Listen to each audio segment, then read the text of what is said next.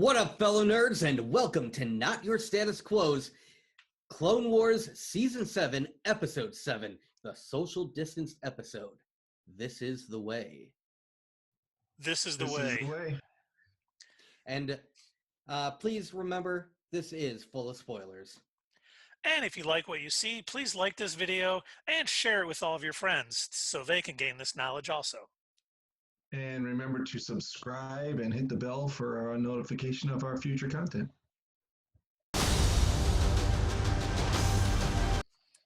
Episode 7, Dangerous Debt. This episode starts out with Ahsoka, Rafa, and Trey's prisoners of the Pikes. You know, Ahsoka's and the sisters are kind of arguing about how they ended up there. And Ahsoka tells Rafa that, you know, she shouldn't profit off of other people's suffering. And then Rafa kind of calls her a Jedi regular. Yeah. I thought this part was kind of interesting because she lets a lot of her sort of morals or whatever that she gets from her Jedi training. She lets it leak out. I don't want to necessarily compare it to somebody that's religious, but in a way it kind of reminded me of that, where she allows, you know, the way that she was raised and the way that she was trained to kind of come into how she views different situations. And she, you know, kind of lets it be known that maybe what they're doing isn't quite right, or maybe they need to rethink what they're doing. And she's also at the same time kind of saying, hey, maybe you need to treat your sister better, or maybe you don't need to listen to your sister all the time, or, you know. Yeah, she does it subtly in a way that like doesn't identify her directly as a Jedi. Right, yeah. And she's really hiding her powers well so far. Yeah. As we'll see later on, she decides she's not going to hide it as well. But still, unbeknownst to the sisters. You know, I actually did find it surprising in last week's episode, the fact that she used her Jedi mind trick and it like went over everybody's heads. Well, you got to think too, they would have no idea if they're not familiar with Jedi that they even have this power. So they were probably just like, oh, hey, she said it and now he did it. That's pretty cool. Yeah, I mean, I'm sure in retrospect, once they find out she's a Jedi, they'll probably be like, oh, that's a Jedi power. Huh. It's a good point. Jedis aren't all bad, I guess. Yeah. Well, Ahsoka suggests that she might be a Jedi. Mm-hmm. And, you know, Trace is telling her, hey, that's not a joke. There's a reason why we keep away from the Jedi and any topsiders. Right, and we find out why now. Apparently, this dates back to, I want to say probably around the first season when we first get introduced to Zero the Hutt. Apparently, there was a raid, I guess. Yeah, I think it's season, man, I don't remember now. Season 4 or 5, I believe. Mm. But while they're trying to break Zero out of prison, they refer to a red-eyed alien, which is Cad Bane, blasts, you know, an engine of an ascending transport, you know, causing the ship to spiral out of control.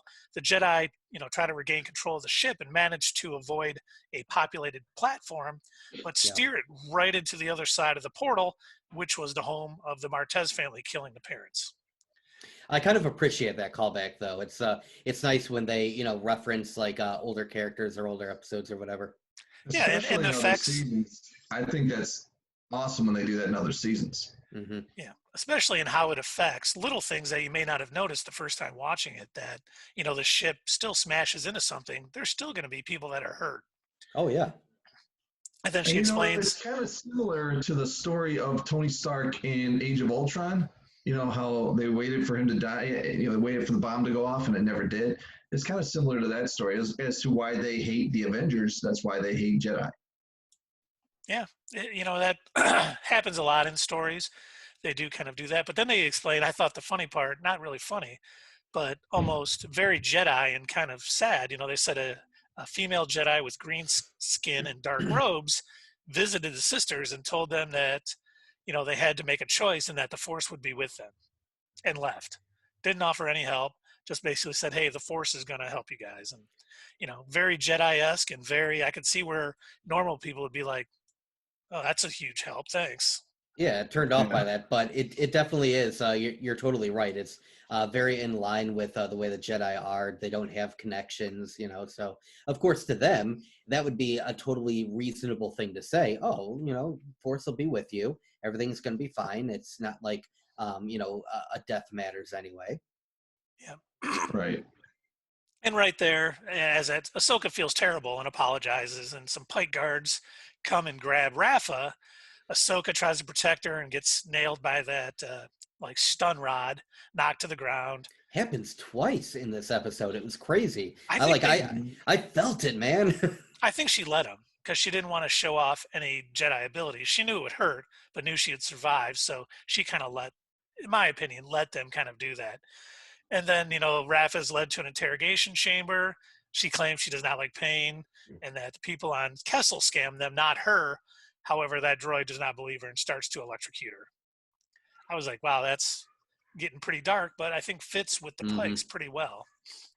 Well, I mean, Han Solo was tortured like that in Return of the Empire. Return of the Empire. The Empire Strikes Back. Return of, Revenge of, everything's coming back to me now. Episode 10, Return of the Empire. Return of the Sith Hope.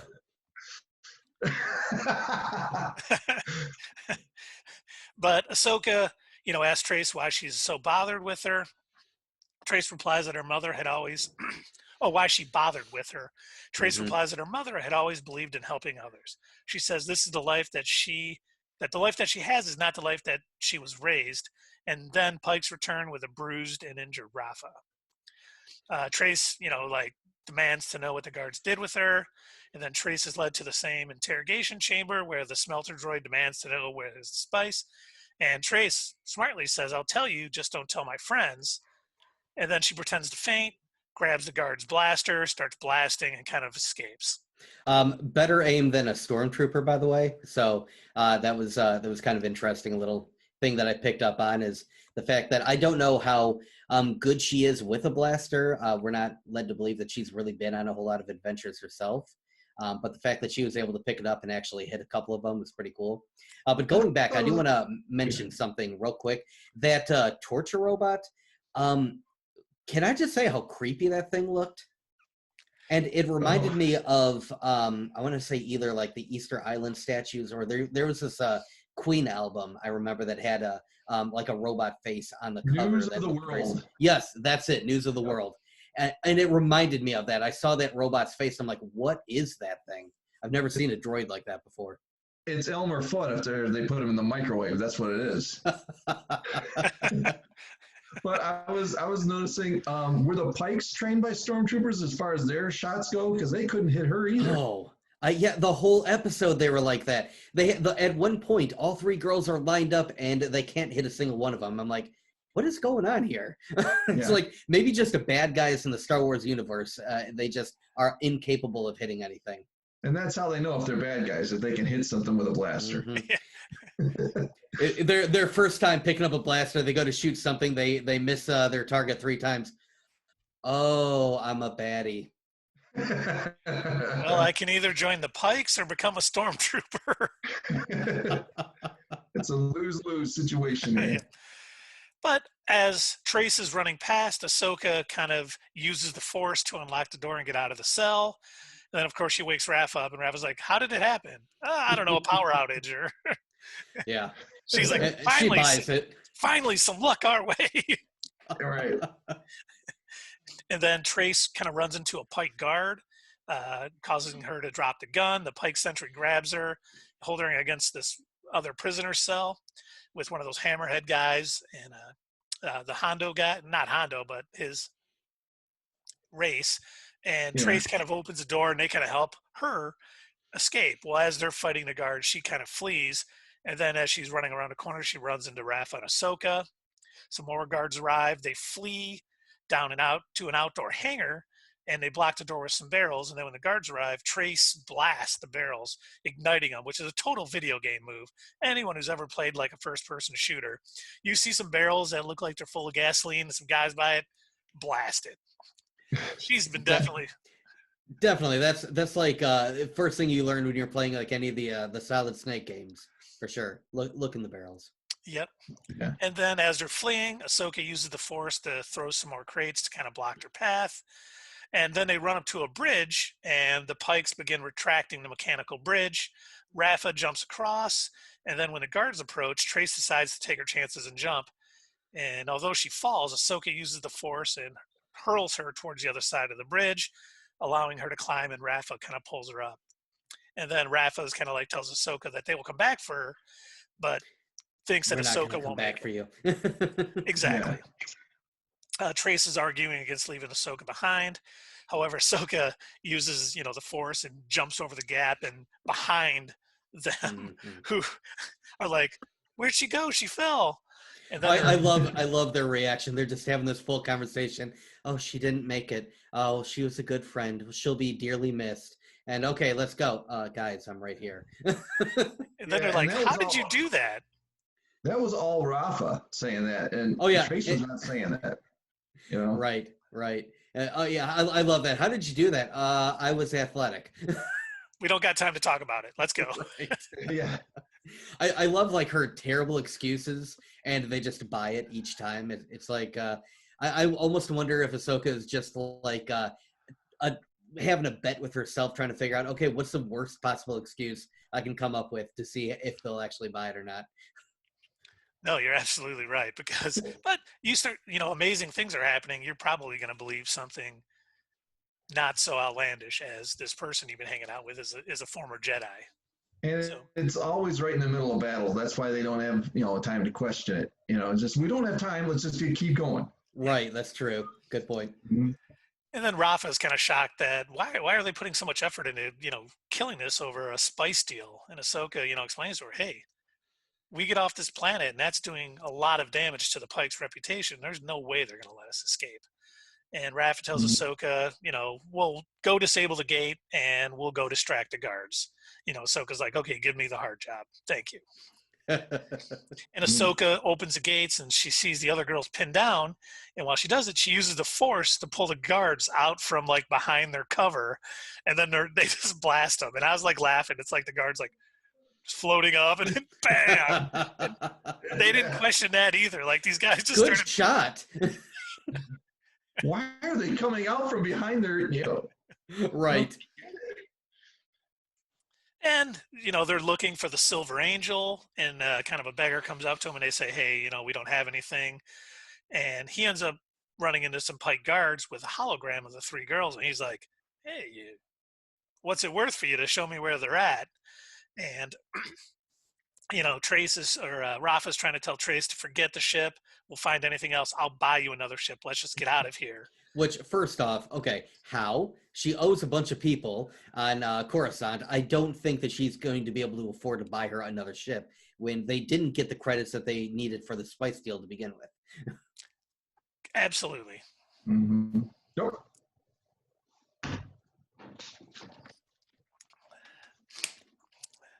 And then the Pikes catch up to the trio who are fleeing through the streets, and they pass by a masked Mandalorian. Foreshadowing. And then the three hijack a land speeder, but the Pikes shoot one of its engines, and it flips over, and they end up catching the two girls. Well, Ahsoka kind of gets on a ship. She's trying to free them, running around. Are you talking when she got on the speeder?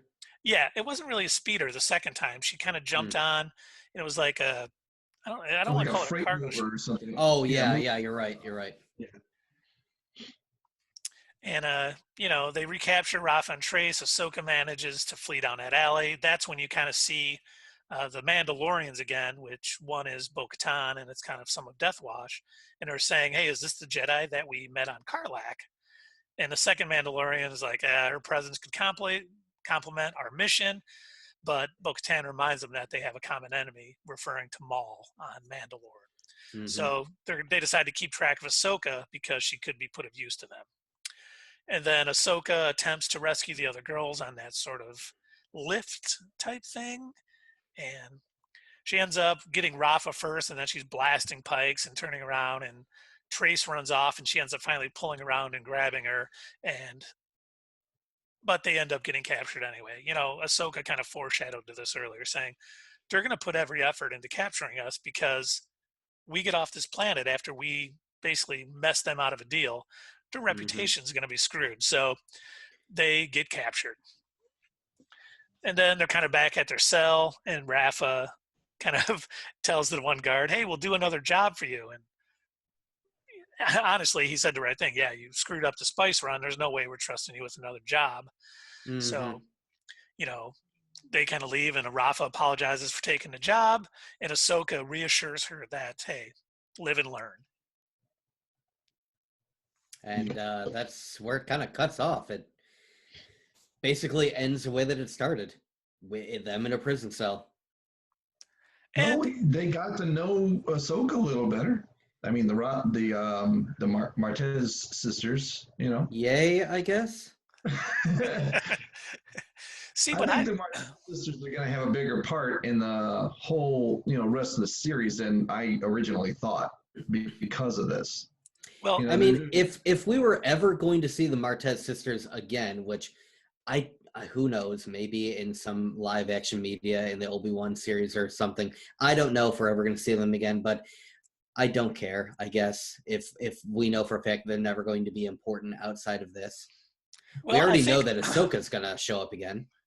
I think they are important because Ahsoka is growing while she's with them. I think she's learning how to be, I don't want to call it a Jedi, but how to be Maybe herself. how to see beyond the Jedi, maybe to look at it from a different angle. We're seeing her becoming what we see in Rebels and what we're going to see in Mandalorian season 2, and maybe even her own thing. She's going to do what's right and help others, and make sure that if a transport crashes into something, anyone that's injured is hopefully helped. And I know we kind of talked about this before. Doug's not very happy that they ended up right where they started, but I liked it. I thought, hey, if they escape, that's almost too unbelievable. So I think we see the string that's sort of going to tie together not only them escaping, but how it's going to tie into them getting the Mandalore for the Siege of Mandalore. And that's Death's Watch being there in Bo-Katan. She's obviously going to figure out that, hey, that's Ahsoka. We could use her in our fight against Maul to take back Mandalore, and they're going to help free them. And I think with Mandalorians and a Jedi, it makes a lot more sense that they escape from the Pike prison and actually get off the planet. I guess so. I mean, overall, some of the action elements in the episode were fun. I'm not saying that I hated it overall. I just thought that it didn't really matter in the large scheme of things. I mean, we know that Ahsoka obviously escapes. I mean, otherwise we wouldn't see her later on. So to me, just watching this episode end the way that it began with them getting just recaptured, I felt almost like if this had been part of like a larger bingeable series, like something that you would see on Netflix where, the next episode is starting 5 seconds later, I probably wouldn't have been so upset by, that how this ended. I don't mind the fact, like what you said, Keith, where it's the unexpected.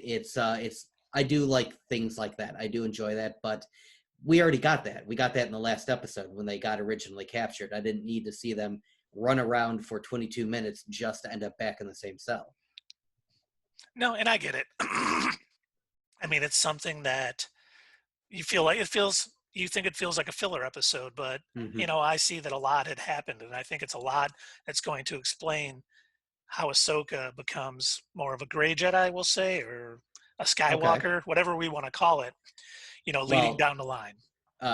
Well, JJ kind of ruined that hope for us by making Rey call herself Rey Skywalker rather than what we originally thought she was going to do, which I think our theory was way better.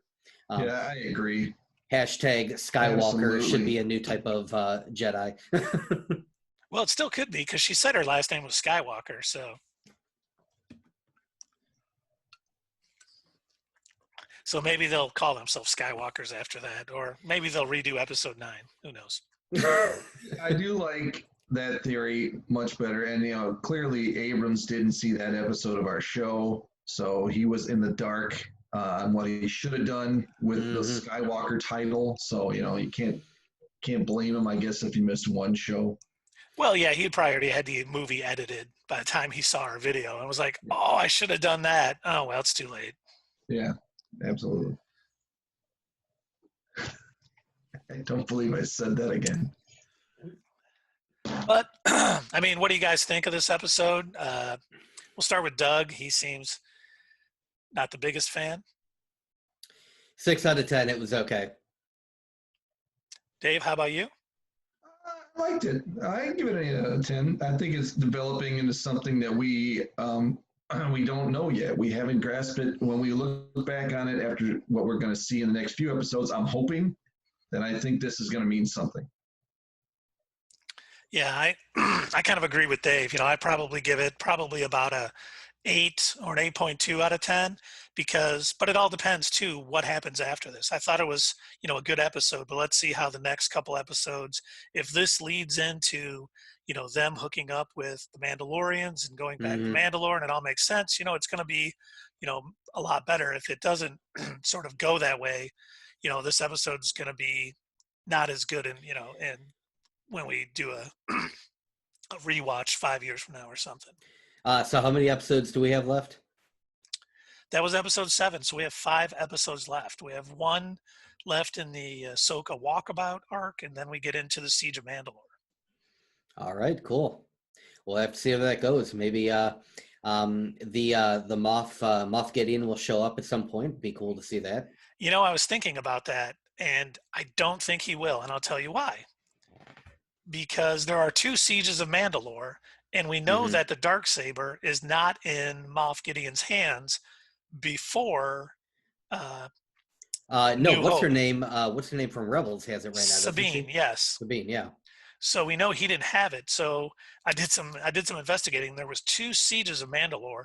The first was by the Republic at the end of the Clone Wars, and then the Empire actually goes and does a Siege of Mandalore again, sometime between A New Hope and Return of the Jedi, and that's where Moff Gideon actually gets the Darksaber. So we're probably not going to see him.